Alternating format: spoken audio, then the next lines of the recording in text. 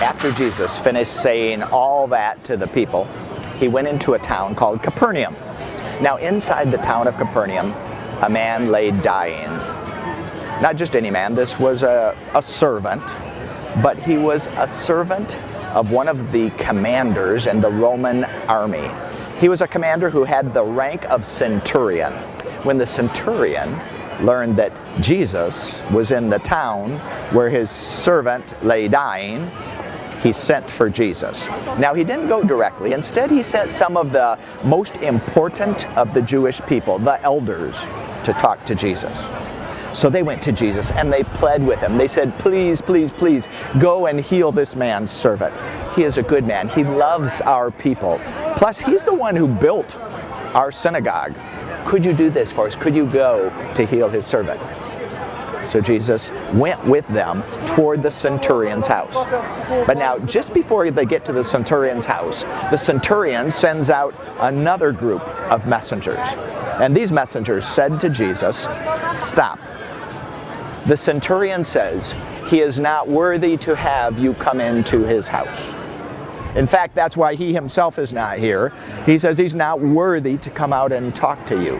If you will just say the word, his servant will be healed. The centurion said, I myself am a man under authority, and I have people under me. If I say to one, go, he goes. And if I say, come, he comes.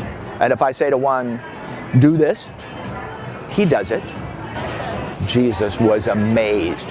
He turned and he looked at the crowd and he said, did you hear that? I've not run into this kind of faith this great anywhere, even here in Israel. The messengers went back to the centurion's house. When they got there, they found the servant healed. He was all well. Now, not long after that, Jesus and his disciples, accompanied by this crowd, went to another town. This was a town with the name of Nain. And just as Jesus and this one crowd is getting up toward Nain, they're getting toward the entrance to this village, another crowd is coming out of the village. But this is a sad crowd coming out of the village. This is a funeral procession.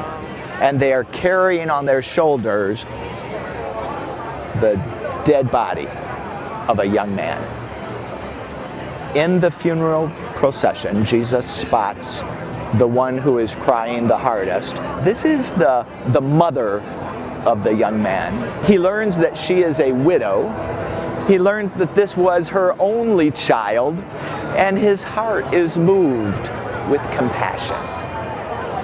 He says to her, woman, don't cry. Then he goes over to where the people are carrying the dead body. He puts his hand out and he touches the casket. Everybody stops. He has touched the dead. He said to the dead young man, young man, I say to you, get up. And the young man got up. He started talking. Jesus takes him and gives him to his mother.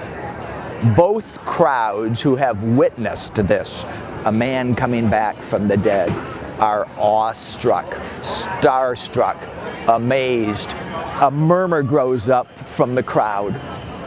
They say, God has not forgotten his people. Surely we have seen today a great prophet. Word spread out quickly from there. Word spread out all across Judea and across all the countryside. The word spread. And that's one small part of God's big story.